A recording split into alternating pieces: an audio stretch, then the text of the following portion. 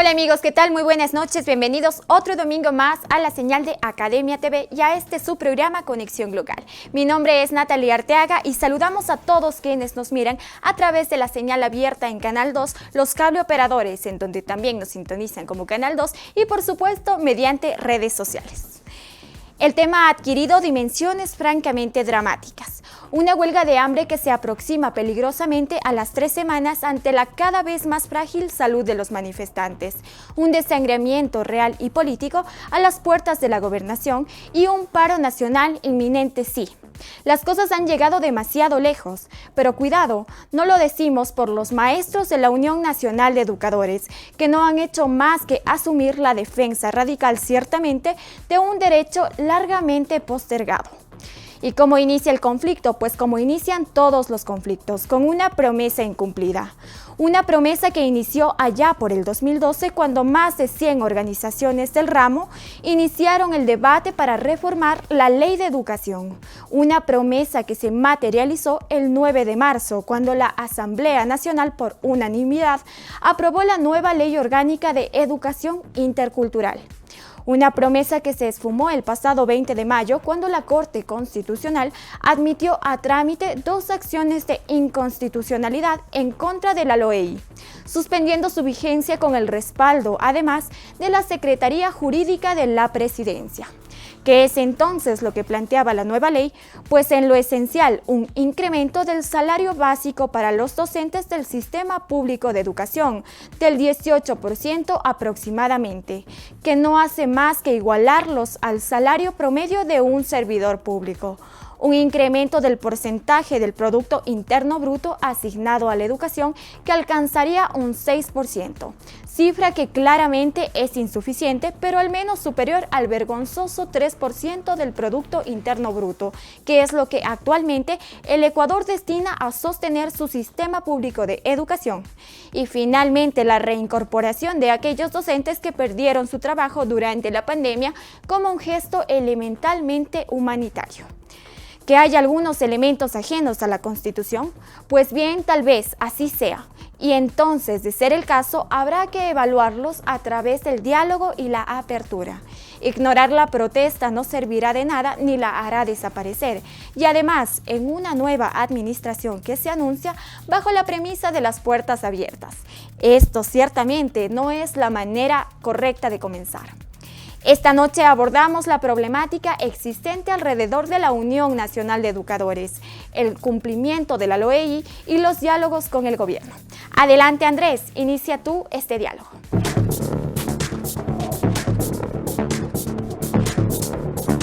Estimadas amigas, estimados amigos, nuevamente muy buenas noches y bienvenidos a una nueva entrega de su programa Conexión Global a través de la señal de Academia TV. Recuerden que pueden seguir también esta transmisión a través de nuestras distintas plataformas y redes sociales como Academia TV EC. En efecto, me parece que esta semana políticamente sumamente compleja para la ciudad de Cuenca y para el Cantón Cuenca ha traído consigo algunas enseñanzas y una de estas es precisamente la lucha que vienen llevando adelante los maestros, los docentes que forman parte de la Unión de Educadores, UNE. En efecto, creo que esto es un tema que merece un análisis sumamente profundo porque es un tema que viene de varios años atrás. En un primer momento, ciertamente teníamos la Ley de Educación, una ley de educación que empezó a ser discutida en el Parlamento, en primera instancia en el Congreso Nacional, después en la Asamblea Nacional, en la que varias organizaciones, varios gremios, más de 100 en total, conversaron, discutieron, debatieron las potenciales reformas a la ley de educación y finalmente esta se transformó, fue evolucionando hasta la Ley de Educación Intercultural, la LOEI, la Ley Orgánica de Educación Intercultural, que fue aprobada, me parece que en el mes de marzo del año pasado, justamente generando algunos incrementos esenciales, un incremento en el tema de los salarios de los docentes, reincorporando a los docentes afectados por la pandemia, algunas medidas que más bien aparecerían de corte humanitario. No obstante, como bien lo decíamos en un momento determinado, hubieron 2 denuncias de inconstitucionalidad y la Corte Constitucional ha dado trámite, ha dado paso a estas denuncias, poniendo un poco al país en vilo y planteándonos esta gran pregunta, ¿no? cómo va a resolver la Corte Constitucional. Y habría, por lo tanto, que analizar estos dos grandes escenarios. En caso de resolver a favor de la inconstitucionalidad, cómo se afectan los derechos de los maestros, de los educadores, y en caso de resolver a favor, cuáles serían o de resolver en contra de la inconstitucionalidad, cuáles serían las normas constitucionales que quedarían en entredicho. Agradecemos para esto, para el análisis de esta noche, la presencia de dos dilectos amigos que nos acompañan en el CED. Nos acompaña, por supuesto, Bolívar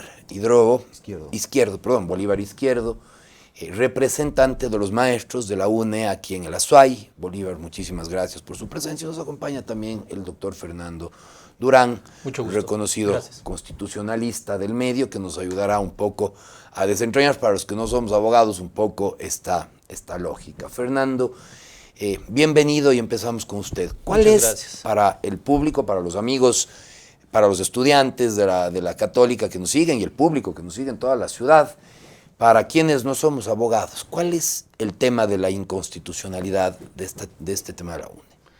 Muchas gracias, Andrés, Bolívar. Un saludo y, por supuesto, a la directa audiencia de este programa, que sin duda es un aporte para el debate, para elevar el nivel de conciencia de la ciudadanía de la ciudad, por supuesto, y regionalmente hablando. Muchísimas gracias. En cuestión de inconstitucionalidad, a la Corte se le ha asignado, vía Ley Orgánica de Garantías Jurisdiccionales y Control Constitucional, y la propia Constitución le ha asignado un rol subsidiario en relación al rol que puede ejercer o que debe ejercer la Asamblea. Es decir, se le permite que la Corte Constitucional incluso pueda legislar en reemplazo de la Asamblea Nacional, que es el órgano por antonomasia productor de las leyes. Ajá. Por lo tanto, en este momento la Corte Constitucional le cabe la posibilidad de resolver en términos de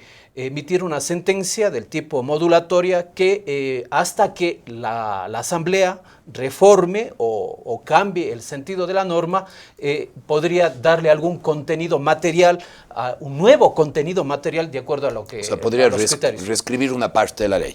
Probablemente podría ser una de las formas en las que se pronuncia finalmente la Corte Constitucional. Ahora, las cuestiones ya de por medio de fondo sobre cómo las vaya a resolver ya definitivamente quedan un poco a la suspicacia y a la interpretación que pudiéramos hacer ya cada fuera uno de los jueces, sí, ¿no? Sí, sin duda. Nos tendríamos que meter en la mente de todos y cada uno de los jueces que les toca resolver, y finalmente sin embargo, es un ejercicio ¿cuáles son los temas potencialmente inconstitucionales? ¿Cuáles son las violaciones probables a la Constitución que se están dando aquí? De lo que hemos pedido analizar, digamos, someramente la ley como quedó una vez que entró en vigencia, que se aprobó en todo caso, no hay precisamente una imputación directa que uno pueda decir esto es inconstitucional. ¿No? Sí, en realidad no. A la Corte Constitucional le toca hacer un ejercicio argumentativo lo suficientemente satisfactorio para que nos convenza a todos de que esa ley es inconstitucional, porque recordemos lo que dice la Constitución. En el artículo, en la disposición transitoria 18ª, reconoce que es obligación del Estado progresivamente elevar hasta un 6% del presupuesto general del Estado las asignaciones que le correspondan a la educación. Sin embargo, vemos las estadísticas y la propia presentadora ya lo mencionó, nos movemos entre el 3 y el 3.63% de acuerdo al Observatorio de Gasto Público en cuanto a la ejecución presupuestaria que recibe el sector de educación. Por lo tanto, no estamos ni un poquito más allá de la mitad, pero nos falta todavía para llegar a ese 6%. Por lo tanto, la inconstitucionalidad que vaya eventualmente a declarar le va a costar mucho a la Corte Constitucional llegar a hacerla. Por supuesto, además habría que ver cuáles son en efecto no sé si los artículos, pero los elementos que la Corte pretende, no la Corte, que los ciudadanos que presentan el trámite pretenden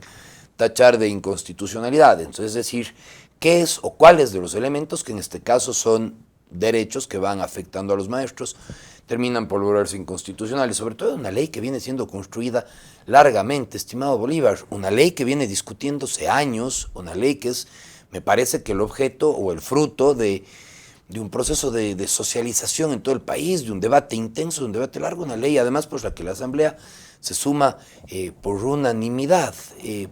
El proceso de construcción un poco de esta ley y los argumentos sobre los que se han construido han sido extensos. Estimado Bolívar, bienvenido y muchísimas gracias por acompañarnos. Muchas gracias y muchas gracias por la invitación y permitirme expresar el sentimiento de indignación que sentimos los maestros. Y digo indignación porque hace 32 años atrás quien habla ingresó al magisterio en un lugar inhóspito de la patria, en los lugares más alejados. Comento, tenía que ir de 7 horas a caballo para llegar a ese lugar para poder impartir clase. Pero lo hemos hecho con cariño y además lo hemos hecho porque eso nos gusta hacer. Claro. Porque esa es nuestra tarea. Es una vocación, ¿no? Esa es nuestra vocación. Hace 32 años atrás, en una primera pelea que Bolívar Izquierdo participó con la Unión Nacional de Educadores, recuerdo claramente que decían, y que el gobierno de ese entonces decía, el magisterio merece mucho más, la educación merece mucho más en el país, pero lamentablemente no hay dinero. ¿Sí? Y ese cliché que se dijo hace 32 años se vuelve a repetir en la actualidad después de 32 años. La Corte Constitucional, que desde mi punto de vista no tiene argumento, porque cuando fuimos a debatir y a defender nuestra ley, argumentamos la constitucionalidad, creo que yo hasta la saciedad. Es decir, y no solamente nosotros, lo han hecho casi 43 organizaciones sociales que han argumentado por qué esa ley no es inconstitucional. Sin embargo, la Corte, pues en su forma testaruda de buscar argucias leguleyadas para cuando se trata de entregar dinero a los más pobres, ahí quieren encerrarse en que es ilegal.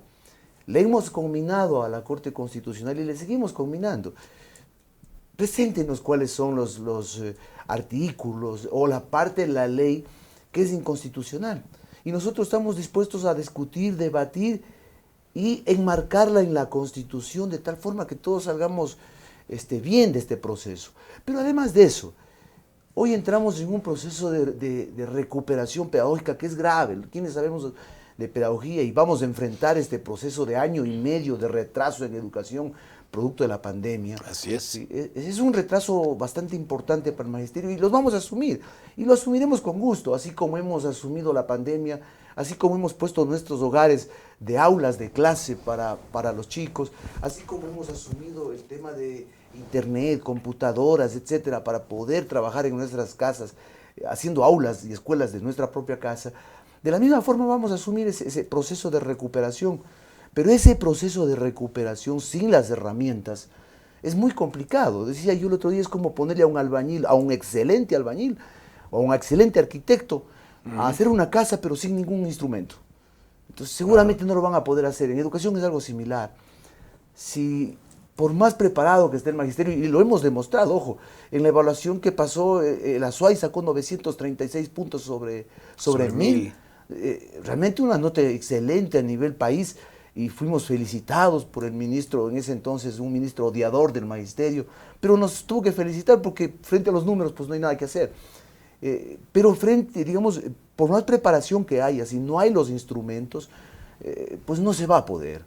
Entonces, ahí el Ministerio de Educación y el gobierno juegan un doble papel, ¿no? El papel de mentirle a la población, planteando que la educación es gratuita, de calidad, de calidez, que suena romántico y bonito escuchar. Pero ya en lo interno mismo de la educación, quienes vemos educación desde lo interno, sabemos que no es así. Y no es así porque hay un currículo que responde a intereses partidistas políticos en el país. Es decir, gana un gobierno de derecha y la reforma educativa se va hacia la derecha. Gana un partido, digamos así. Sí, gana un partido político de izquierda y el currículum pasa a ser diferente de acuerdo a la necesidad del partido político de izquierda. Es por eso que planteamos nosotros una educación que sea una política de Estado, no de gobierno. Es decir, que se mantenga en el tiempo y en el espacio y que responda a los intereses de país, a los intereses de un país pluricultural, multiétnico como es el Ecuador. En fin, no ha respondido la Corte Constitucional a esta ley que permite avanzar en educación. Parece que lo que quieren es desgastar esta medida. Le comento que el día de ayer se conformó, a petición de la Asamblea Nacional, se conformó la mesa de concertación, en donde fue invitado el Gobierno Nacional, la Unión Nacional de Educadores, el IES, sí, y la Corte Constitucional. Pero bueno, creo que de pronto una mesa de concertación ya puede empezar, puede ser una buena noticia, quiero decir, vamos, desde el punto de vista de un ciudadano, probablemente el decir o el generar una mesa de concertación ya es probablemente un paso hacia el consenso, quiero decir, ¿no? Y probablemente, claro, si bien hay un derecho fundamental que es el de sostener la huelga y el derecho a la protesta y a la resistencia, probablemente también, no sé si es que es el momento de empezar a buscar algún tema de los caminos del diálogo, y probablemente esta mesa de concertación sirva para eso. Yo creo que justamente en ese sentido, bueno, ahora lo que habrá es que desentrañar y analizar cuáles son los temas puntuales de la inconstitucionalidad y empezar a buscar resolver esto, probablemente por la razón y por el diálogo. Este tema, por supuesto, lo seguiremos analizando junto a ustedes, estimados amigos y amigas, en este su programa Conexión Local. Espérenos unos minutos, volvemos después del corte comercial.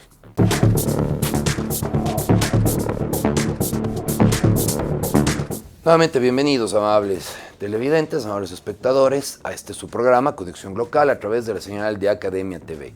Recuerden por favor seguirnos en nuestras redes sociales como @academiatvs.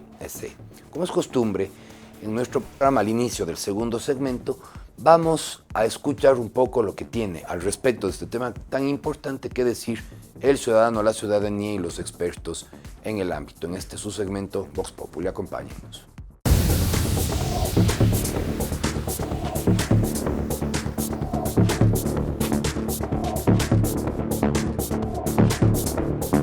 No es muy sencillo mantenernos.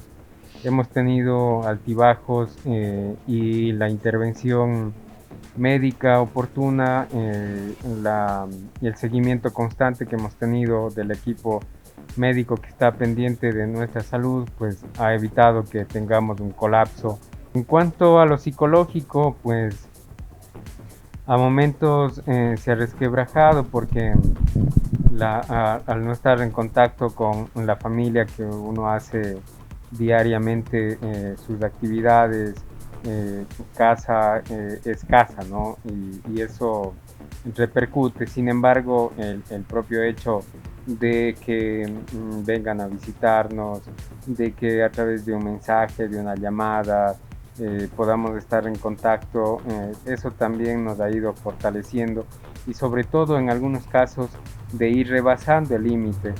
Fue bastante complicado que la familia estuviera de acuerdo con esta decisión, pero con los días también se han ido sumando a darnos fuerza, a darnos ánimo para continuar en esta lucha. Algunos no entienden directamente, y ha sido la pregunta recurrente, ¿no? Del ¿por qué tú? ¿Por qué no los demás docentes? ¿Por qué no alguien más? Y en realidad la respuesta ha sido, yo estoy poniendo mi grano de arena. Si los demás no hacen su parte, yo no respondo por los demás.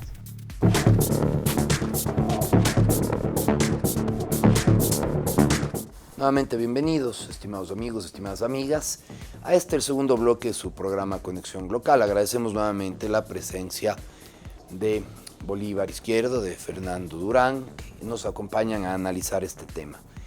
Estimado Bolívar, me decía tras cámaras que, bueno, las mesas de concertación un poco han empezado a caminar, pero han habido también grandes ausentes. Cuéntame un poco cómo va este tema de las mesas de concertación, del inicio del diálogo para resolver la huelga, ¿no? Bueno, el diálogo el 2 de junio con una carta que le enviamos al presidente Guillermo Lasso pidiéndole audiencia para poder conversar antes de tomar la medida de la huelga de hambre. El señor presidente de la República archivó el oficio, no nos quiso recibir, y envió a la ministra de Gobierno a solidarizarse más bien con la huelga. Eso implica efectivamente que no quería conversar y no quiere conversar con el magisterio, a pesar de haber dicho que es un gobierno de puertas abiertas. Más bien nos encontramos con un muro, porque por lo menos antes nos decían, está recibido, hoy cogió y lo archivó.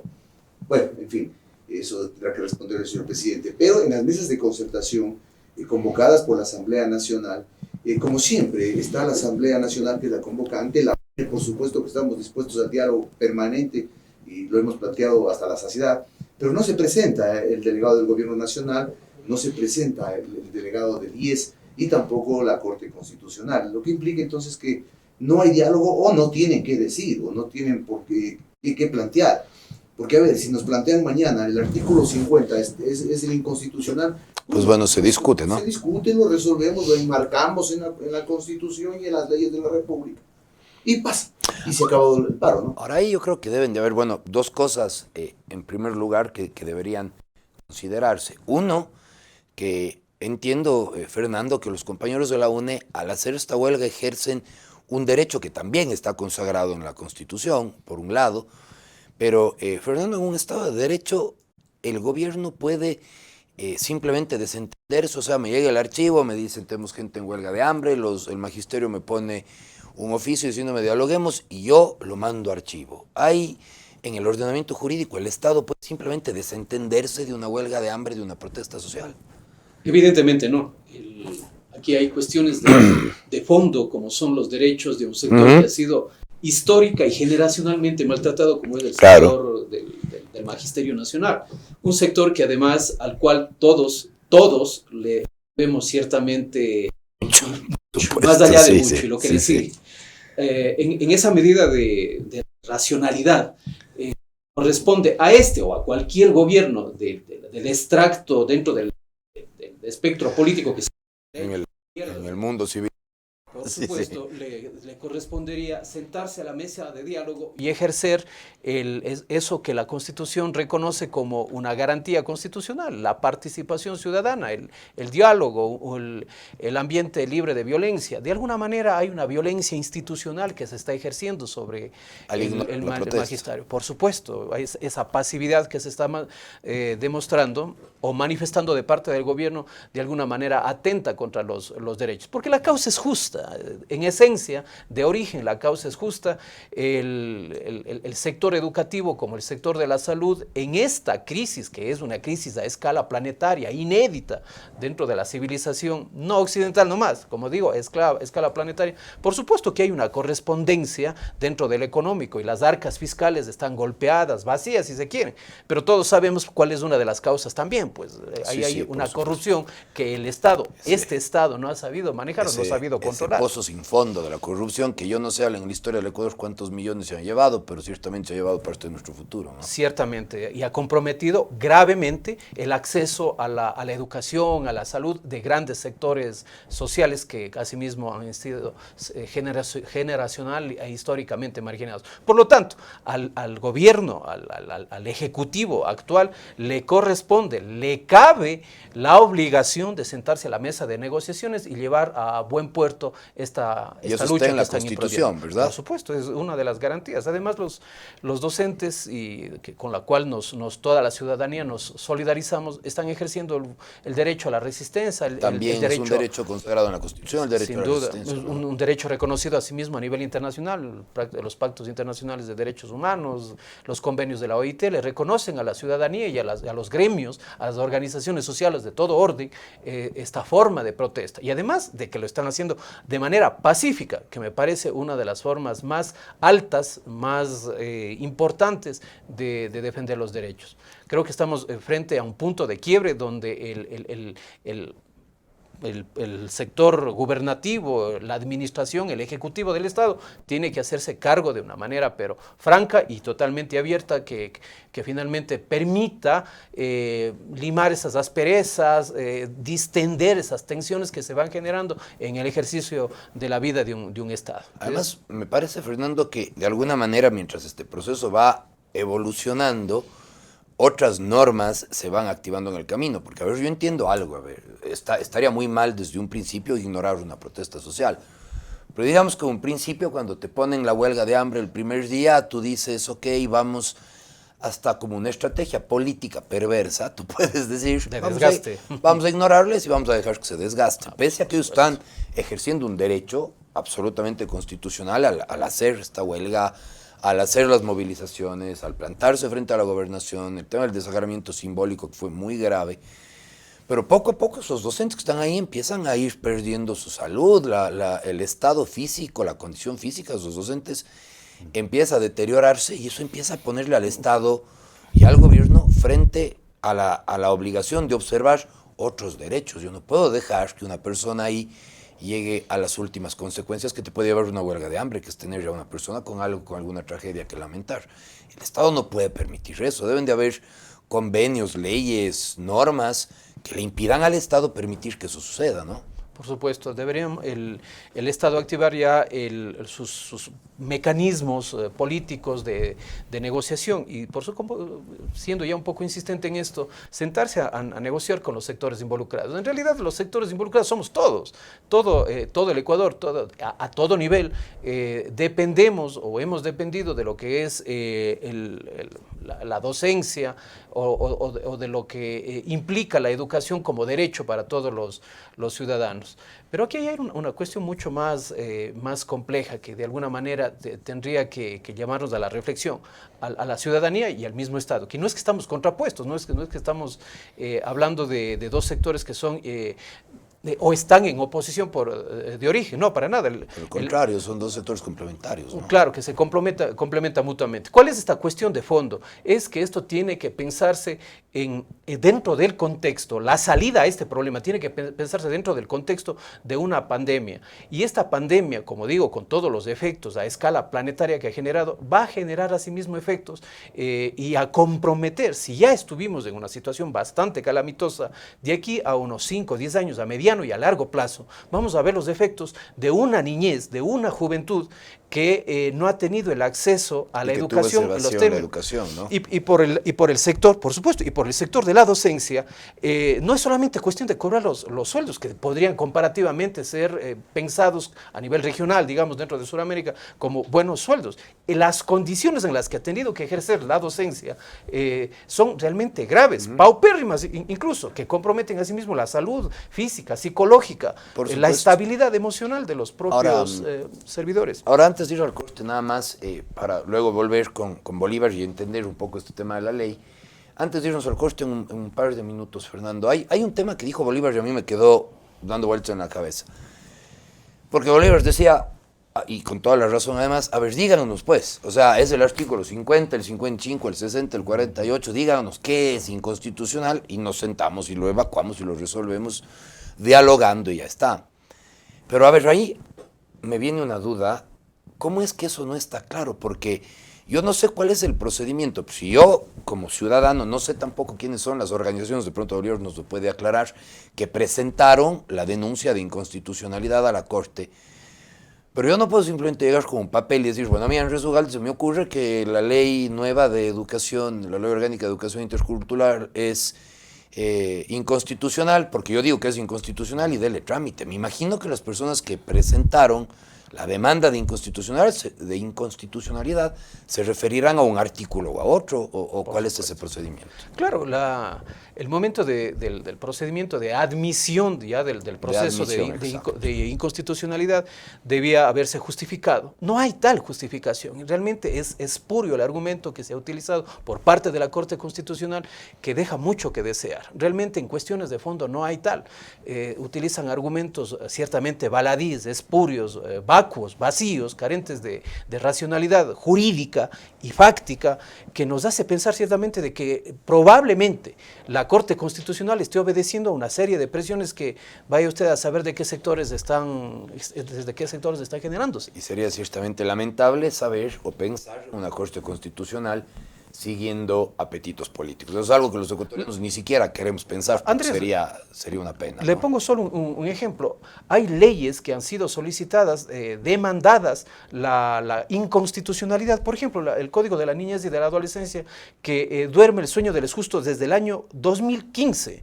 Pero el colectivo que presentó la demanda de inconstitucionalidad lo ha venido exigiendo y demostrando de manera documentada, argumentada, cuáles son los los argumentos desde el 1 y los números que le siguen, indicando cuáles son las fuentes de inconstitucionalidad de esta norma, que está vigente y generando efectos en muchos sectores que ciertamente son gravosos.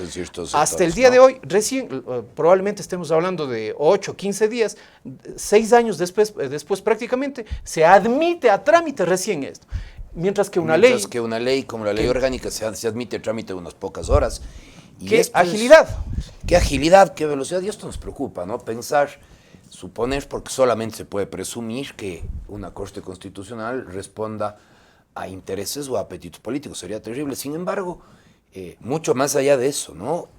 Me parece, o nos parece, un tema elemental, un tema que llama muchísimo la atención, un tema inaudito, que se haya presentado un argumento de inconstitucionalidad contra una ley orgánica de educación sin decir qué artículo o qué parte de la norma o qué componente de la norma. O sea, simplemente estamos diciendo es inconstitucional, no sé muy bien por qué, pero es inconstitucional y entra a trámite, lo que es una barbaridad. Amigos, creo que esto es un tema, como ven ustedes, que se va poniendo cada vez más interesante. Sin embargo, creo que nos falta todavía analizar, para que ustedes estén claros con esto, cuáles son las conquistas sociales que están en esta ley y que ahora se ponen en juego al suspenderla. Creo que es un tema interesante que discutiremos inmediatamente con Bolívar, tan pronto regresemos de este breve corte comercial. Sigan con nosotros.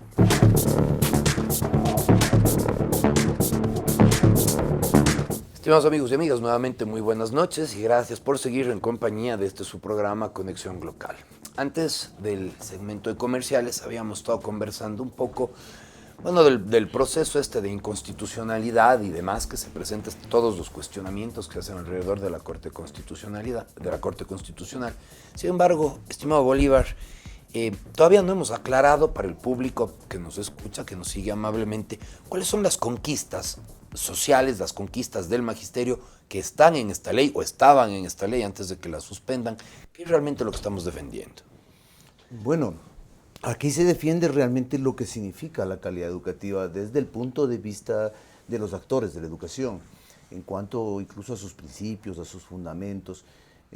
Lo que decíamos hace rato, un currículo para la educación, un programa educativo no puede responder a los intereses particulares de ningún grupo social, por más importante que sea ese grupo social. Debe responder a los intereses del Ecuador, debe responder a los intereses del sector, debe responder a los intereses inclusive nacionales, ancestrales, culturales de nuestro país, de nuestra patria, primero, partiendo desde los principios. Luego viene el tema también del Bachillerato General Unificado, que ha enseñado todo y ha enseñado nada. Vemos a nuestros jóvenes que salen de los establecimientos educativos sin poder ingresar a las universidades luego de haber pasado pruebas y más pruebas. Y claro, eso lo lamentamos porque tenemos o vamos a tener una generación de chicos que no tienen profesión, que no tienen trabajo y que claro, se dedicarán a otros menesteres y ojalá no sea la delincuencia. Tenemos el tema de contención emocional, que es un tema importante. Hoy los DS están trabajando, los departamentos de bienestar estudiantil están trabajando, pero tenemos un DS para 20 establecimientos educativos. Claramente insuficiente, ¿no? Absolutamente insuficiente. Entonces planteamos que esos DESES también cumplan su tarea de manera más adecuada, pero también obviamente entregándole los instrumentos que eso requiere. Tenemos también el tema de que el chico pueda equivocarse. Por Dios, o sea, qué cosa más grave, ¿no? Que a mí me tengan que decir usted tiene que ir a este establecimiento y usted va a estudiar esto, porque yo creo que así debe ser. Cuando al estudiante se le permite que se caiga, que se tropiece, que se levante, créanme, esa es la mejor educación que el chico pueda recibir en su vida, ni en el aula, ni en la casa. Es el proceso de aprendizaje, ¿no? Sí, no va a recibir ese tipo de educación. Entonces, permitámosles a ellos caerse. Permitámosles tropezarse. Por supuesto, eso tiene un costo económico y social en el país, ¿no? Es decir, Juanito va a seguir medicina, luego no le gustó y pasa a filosofía. Tiene un costo económico, pero no es un costo, digamos, grave, es más bien inversión en la juventud de la patria, en la niñez, que parece que eso el Estado ecuatoriano no lo va comprendiendo todavía. Estimado Bolívar, unos temas adicionales que creo que también entran dentro, me refiero a las conquistas puntuales de esta ley, más allá de que considero y concuerdo plenamente, ¿no? Sí me parece que hemos vivido una época, sobre todo en los últimos años, el último gobierno, en el que se empezó a utilizar inclusive los materiales, los libros de texto que se les entregaban a los estudiantes, se empezó a utilizar para adoctrinar, ¿no? Dentro de ciertas tendencias, de ciertas cuestiones políticas, y eso es algo que entiendo, ya Fernando nos dirá inmediatamente, que seguramente viola varios temas legales, puesto que la educación debería mantenerse neutral, laica y objetiva, ¿no? Sin embargo, más allá de estas conquistas del tema de currículums, de la mejora de la calidad de la educación, que yo estoy seguro, Fernando, que es el espíritu de la nueva ley, entiendo que también hay mejoras justas, por cierto, en la calidad de vida de los maestros. Entiendo que hay un ajuste salarial, entiendo que hay la recuperación de algunos maestros que fueron despedidos por la pandemia, entiendo que hay algunas cosas también para mejorar, digamos, el ingreso y la calidad de vida del docente, ¿sí? Claro, aquí hay una confusión. El presidente de la República y algunos medios de comunicación, yo no diría de mala fe, yo no quiero pensar y nunca pienso que hay mala fe en las personas. Lo que sí hay es falta de información. Lo que han planteado es que hay un aumento salarial. Aquí no hay aumento salarial. El magisterio, hemos pasado 14 años de nuestras vidas con un salario congelado. En el magisterio, si usted quiere ganar un poco más, tiene que sacar una licenciatura, una maestría. Y por poner un ejemplo, una maestría cuesta $15,000. Para que nos suban $30 al mes, la inversión hecha en maestría pues queda para recobrarla cuando ya estemos bajo tierra. Así que pues no es una inversión, realmente lo que hacemos es nada más que sacar una maestría para un honor propio, más que nada. Sin embargo, el magisterio lo ha hecho. Pero bueno, no hay talla alza salarial, lo que hay es una equiparación salarial. Un ajuste, en la Constitución, ¿no? Y Fernando lo dirá tal vez, en la Constitución dice a igual trabajo, igual remuneración. Entonces no puede haber un sector público que esté ganando más que el magisterio cuando ambos hacemos el mismo trabajo, pues. Entonces hay una marginación al magisterio. Y lo que hemos pedido en esta nueva ley es una equiparación salarial. Ahora lo otro, es inhumano de todo punto de vista, ¿no? Y nosotros tenemos este rato en la huelga de hambre a Janet Medina, que es una maestra desvinculada, que realmente ha llorado porque no tiene para darle de comer a su familia y fue desvinculada en plena pandemia. O sea, es grave el daño que le hicieron a la compañera.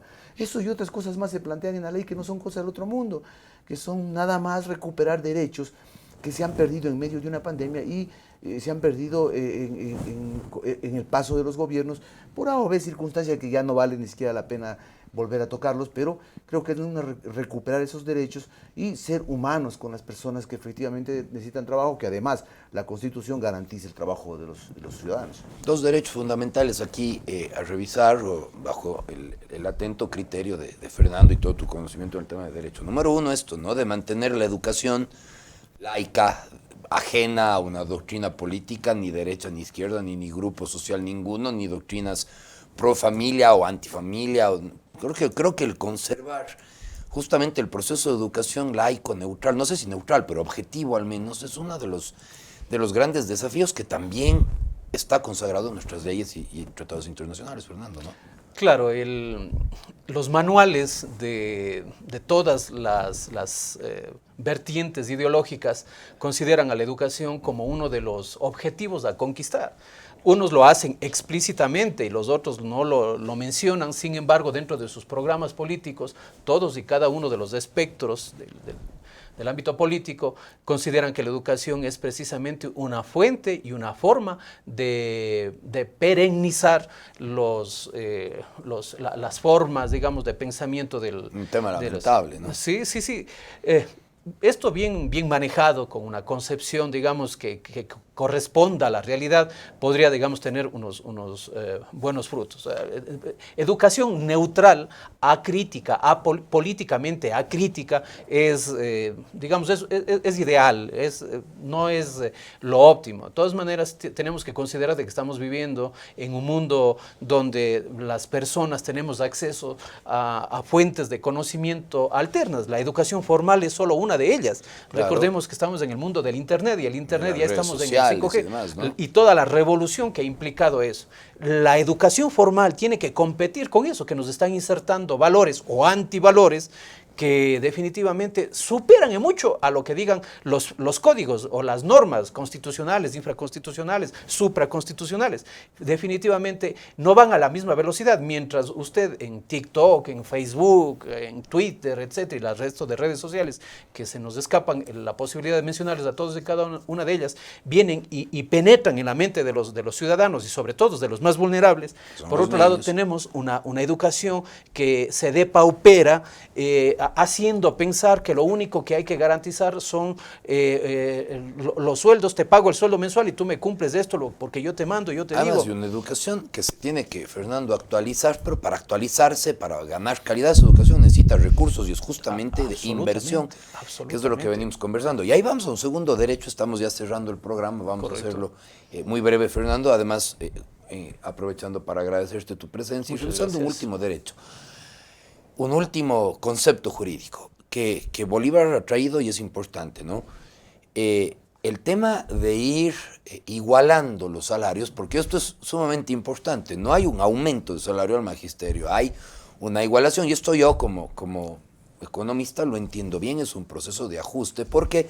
Porque nosotros sabemos que el poder adquisitivo de un salario, el poder adquisitivo se va deteriorando con los años, básicamente como efecto de la inflación. El Ecuador ya no tiene la inflación galopante de las épocas del Sucre. Sin embargo, sí es cierto que tenemos un proceso de inflación de aproximadamente 4% al año. Ese 4% al año en 10 años, sin tocar un sueldo, significa 40% de pérdida del poder adquisitivo, ¿no? Sí. Es decir, en 10 años se puede llegar a perder cerca de la mitad, inclusive con el nivel de la dolarización, que es una inflación moderada dentro del modelo monetario que tenemos. Entonces, claro, esto se trata más bien de un ajuste. Nos estamos igualando más que aumentando el salario, para que lo entienda el público, de los docentes. Y además, lo que este comentario que había hecho hace un momento nuestro compañero directivo, ¿no es cierto?, de la UNE, Bolívar, que nos decía, a igual trabajo, igual salario. Esto también es un principio jurídico básico, Fernando. Por supuesto. Lo que pasa aquí es que nos enfrentamos a una cuestión, asimismo, ya de mucha más profundidad, que si bien por un lado la Constitución reconoce, a partir del artículo 26, 27, 28, 29, reconoce a la educación como un derecho fundamental y garantiza o obliga a que el Estado garantice las mejores condiciones para que los ciudadanos accedamos a la educación, pero por contrapartida existe, más allá de lo normativo, existe ya un aspecto factual, un aspecto de hecho que está relacionado con la parte, digamos, monetaria, con la parte presupuestaria. Y ahí es donde nos enfrentamos a eso. Yo creo que hay cuestiones intocables para el Estado. Salud, educación, seguridad. Sin embargo, nadie piensa, en términos racionales, que disminuir el tamaño del Estado por el lado de eliminar partidas presupuestarias en el sector salud, educación o seguridad y algunas otras que se me van, pueda ser algo admisible. Sin embargo, hay efectos. Por ahí no vamos a achicar el Estado, claro. Definitivamente, eso es intocable, eso es un ámbito, un claustro al cual no se podría llegar en las circunstancias en las que estamos. Privatizar la educación en estas circunstancias implicaría dejar de lado a millones de niños sin posibilidades de educarse. Y eso sencillamente es la garantía, la fórmula, la receta para el tercermundismo, pero histórico. Muchísimas gracias, Fernando, por ese criterio tan valioso. Bolívar, en un minuto agradecerle en primer lugar su presencia aquí, la valiente lucha que están llevando adelante, a la que por supuesto todos nos solidarizamos. Desde luego, estimado Bolívar, estamos ahí en este tema. Sin embargo, en un minuto probablemente que nos queda de programación, un mensaje a la ciudadanía, al público que nos escucha, para cerrar el programa. Bueno, muchas gracias. Decirle a la ciudadanía cuencana que esta lucha no es una reivindicación solamente para el magisterio. Esta lucha es pelear por la educación de nuestros hijos. Esta lucha es para que la gente pobre de la patria, para que aquellos de a pie puedan tener efectivamente calidad de educación y que no se elitice la educación, es decir, la educación de los de arriba y lo que cae de la mesa para los de abajo, que sea la educación para el pueblo ecuatoriano y que nazcan de ese pueblo, del centro, del corazón del pueblo, nazcan los próximos líderes, los próximos gobernantes, que no tengamos que exportar de Harvard a los nuevos gobernantes, sino que nazcan de la población, que ojalá así sea y que seguramente serán los más honestos y los mejores presidentes de la patria. Muchas gracias a ustedes. Y ese será precisamente, estoy seguro, estimados amigos y amigas, el rol que le queda a la educación en el futuro, encontrar entre todos esos niños y esos nuevos jóvenes aquellos líderes y lideresas que tienen las respuestas para el futuro de este país todavía tan conflictivo y con tantos desafíos por delante. Temas, por supuesto, que nos inspiran, temas que nos motivan, temas que nos solidarizan, en este caso en particular con la lucha del gremio, del magisterio, y por supuesto temas que semana a semana venimos analizando junto a ustedes, estimados amigos y amigas, en este su programa Conexión Local a través de la señal de Academia TV. Gracias por su compañía y muy buenas noches.